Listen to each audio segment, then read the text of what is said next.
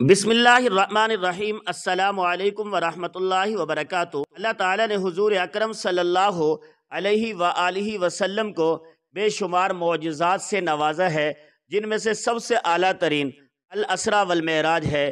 بے شک انسانی عقل اللہ کے نبی کریم صلی اللہ علیہ وآلہ وسلم کی معراج کی روایات سن کر دنگ رہ جاتی ہے، لیکن ہمارا ایمان ہے کہ اللہ پاک جو چاہے وہ کر سکتا ہے۔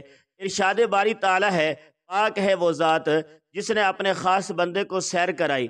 پارہ نمبر 15 بنی اسرائیل۔ ناظرین گرامی، دیکھا جائے تو ہماری معلومات کے لیے تو یہ ایک آیت ہی کافی ہے، جس میں بتایا جا رہا ہے نبی کریم صلی اللہ علیہ وآلہ وسلم کو سیر کروانے والی وہ ذات ہے جو ہر عیب، کمزوری، نقص اور کوتاہی سے پاک ہے۔ دنیا اور آسمان میں سب کچھ اس کی مرضی کے مطابق چلتا ہے، جب چاہتا ہے تو حکم کرتا ہے، ہو جاتا ہے وہ کام۔ اللہ تعالیٰ کی پاک ذات نے زمین اور آسمان کو 6 دن میں بنایا۔ پارہ نمبر 8 الاعراف۔ یہ وہی زمین و آسمان ہے جسے آج تک کوئی بھی مکمل نہیں کھوج سکتا۔ پھر حکم ہوتا ہے، جو کسی شے کو وجود بخشنا چاہے تو صرف اتنا فرماتا ہے، ہو جا، تو وہ چیز ہو جاتی ہے۔ پارہ نمبر 23 یاسین۔ اللہ تو وہ ہے کہ جس کا حکم پلک جھپکنے کے مقدار میں نافذ ہو جاتا ہے۔ پارہ نمبر 27 بے شک سورج چاند جس کے حکم کے پابند ہیں۔ پارہ نمبر 14 اور اللہ تعالیٰ تو وہ ہے کہ جس نے آسمان کو نظر آنے والے ستونوں کے بغیر کھڑا کر دیا ہے۔ پارہ نمبر 13 الرعد۔ جس نے اربوں کہکشاؤں کو اور کھربوں ستاروں کے جہاں آباد کر دیے اور ان سے آسمان کی وسعتیں سجا دی۔ پارہ نمبر 29۔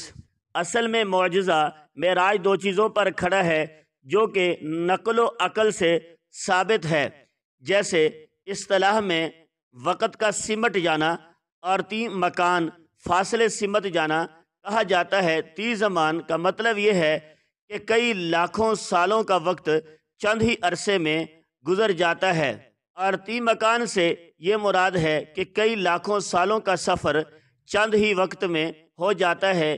زمان و مکان کی وسعتیں چند وقت میں ہو جانے کے برابر میں ہیں۔ معجزات و کرامات قرآن و روایات سے ثابت ہوتی ہیں۔ طے زمانے کی دلیل قرآن مجید کی سورۃ البقرہ کی آیت نمبر 259 میں اس طرح سے ہے، جس کی تفسیر اس طرح بیان کی گئی ہے۔ حضرت عزیر علیہ السلام اپنی سواری پر بیٹھ کر کسی جگہ جا رہے تھے۔ آپ نے اپنے کھانے پینے کی چیزیں ساتھ رکھی ہوئی تھی۔ حضرت عزیر علیہ السلام کا گزر ایک ایسی بستی سے ہوا جو تباہ و برباد ہوئی پڑی تھی۔ جب عزیر علیہ السلام نے اس بستی کے لوگوں کو اس حالت میں دیکھا تو دل میں یہ آیا کہ اے خدا، اس بستی کے لوگوں کو تو موت کے بعد کس طرح زندہ کرے گا؟ تو اللہ تعالیٰ نے پھر عزیر علیہ السلام کے جسم میں جان واپس ڈالی، اور عزیر علیہ السلام کے کھانے پینے کی سب چیزیں بالکل اسی طرح تھی، جبکہ اس کی سواری گدھے کی ہڈیاں تک گل سڑ گئی تھی۔ اللہ تعالیٰ نے حضرت عزیر علیہ السلام سے دریافت کیا کہ عزیر، تم کتنی دیر تک موت کی حالت میں رہے؟ حضرت عزیر علیہ السلام نے جواب دیا، اے اللہ، میں 1 دن یا اس سے بھی کم عرصہ تک اس حالت میں رہا ہوں۔ اللہ تعالیٰ نے فرمایا، اے عزیر، نہیں، تم 100 سال تک موت کی حالت میں رہے ہو، اس کے بعد تم کو دوبارہ زندہ کیا گیا ہے۔ اپنی سواری گدھے کی طرف نظر مارو جس کی ہڈیاں تک گل سڑ گئی ہے، اور اپنے کھانے پینے کی چیزوں کی طرف دیکھو جو ابھی تک ویسی کی ویسی پڑی ہیں۔ یہ سب کچھ میں نے اس لیے کیا ہے کہ تم آنے والے لوگوں کے لیے نشانی چھوڑ جاؤ۔ اللہ تعالیٰ نے حضرت عزیر علیہ السلام کو فرمایا، دیکھنا ہم آپ کے گدھے کو کس طرح زندہ کرتے ہیں۔ اللہ تعالیٰ نے فرمایا، ہو جا، تو گدھا دوبارہ اپنی پہلی حالت میں کھڑا ہو گیا۔ اسی کو طے زمان کہتے ہیں، بہت زیادہ عرصے کا چند لمحوں میں گزر جانا۔ اسی طرح طے مکان یعنی فاصلوں کا سمٹ جانا۔ قرآن مجید کی سورۃ النمل کی آیت نمبر 40-38 کی تفسیر اسی طرح سے بیان کی گئی ہے کہ حضرت سلیمان علیہ السلام نے اپنی بیوی بلقیس کے تخت کے بارے میں سنا، جو کسی اور ملک میں کافی میلوں کی دور دراز پر تھی۔ حضرت سلیمان علیہ السلام نے اپنی بیوی بلقیس کے تخت کے بارے میں سنا جو کسی اور ملک میں کافی میلوں کی دوری پر تھا۔ حضرت سلیمان علیہ السلام نے بلقیس کو اللہ تعالیٰ کا حکم دینے کے لیے اپنے پاس بلایا تو اپنے جانشینوں کو حکم دیا کہ وہ تخت میرے پاس کون اٹھا کر لائے گا؟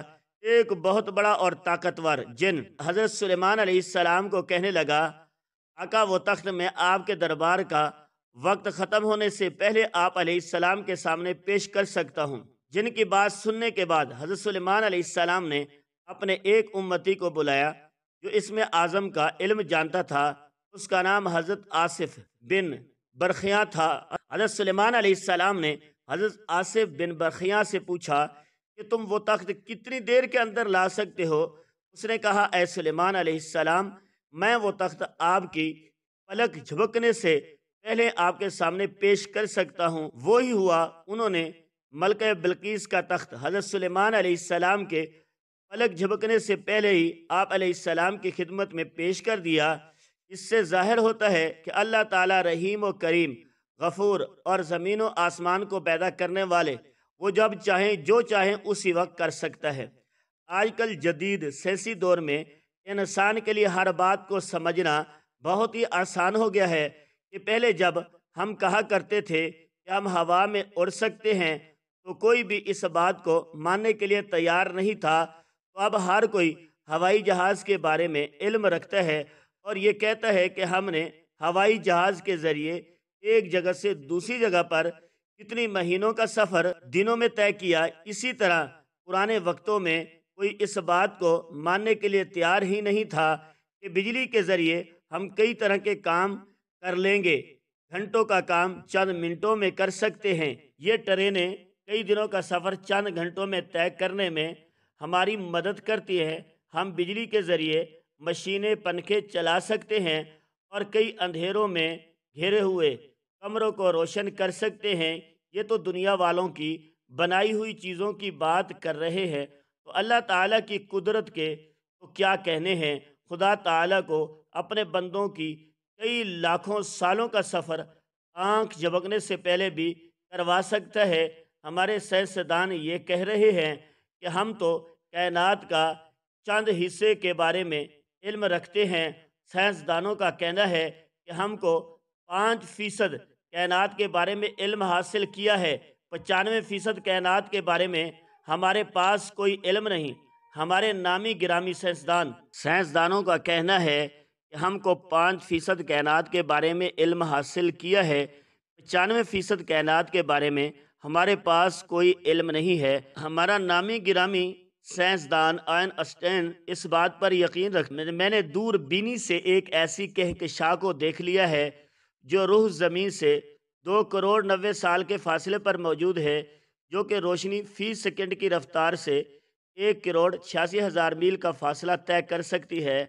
وہاں 2 کروڑ سال تک پہنچ پائے گی۔ کائنات کی سرحدیں اتنی وسیع ہیں کہ اللہ تعالیٰ مجھے 10 لاکھ سال تک بھی زندہ رکھے تو پھر بھی میں ساری کائنات کے بارے میں علم حاصل نہیں کر سکتا۔ ہمارے جدید دور میں ایسے ناممکن کام ممکن ہو رہے ہیں جس کے ہاں کوئی تصور بھی موجود نہ ہو، ہمارے ذہن و خیال میں نہ ہو، جس کے ہاں کوئی تصور بھی موجود نہ ہو، ہمارے ذہن و خیال میں نہ ہو۔ جیسا کہ ایک موبائل فون سے ہم پوری دنیا میں کسی بھی جگہ پر بیٹھے دوسرے بندے کی 1 منٹ میں تصویر اور آواز سن سکتے ہیں، اسی طرح ٹیلی ویژن، انٹرنیٹ ہے، انہوں نے بھی ہماری زندگی میں کافی مدد کی ہے۔ اسی طرح کے ہمارے ارد گرد کافی مثالیں ہیں جن کو ہم دیکھ کر اللہ تعالیٰ کی قدرت کو سمجھ سکتے ہیں۔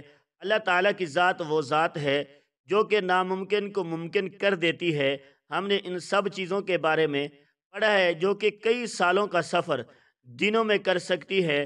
ان سب حقائق کے ہوتے ہوئے غور کر لیں، ان تمام رفتاروں کا خالق، کائنات کا مالک اگر اپنے رسول صلی اللہ تعالیٰ علیہ وآلہ وسلم کو چند لمحوں میں لاکھوں میل کی سیر اور کروڑوں کی مشاہدات کروا دیتا ہے تو اس میں کون سی بات ناممکن ہے اور خلاف عقل ہے؟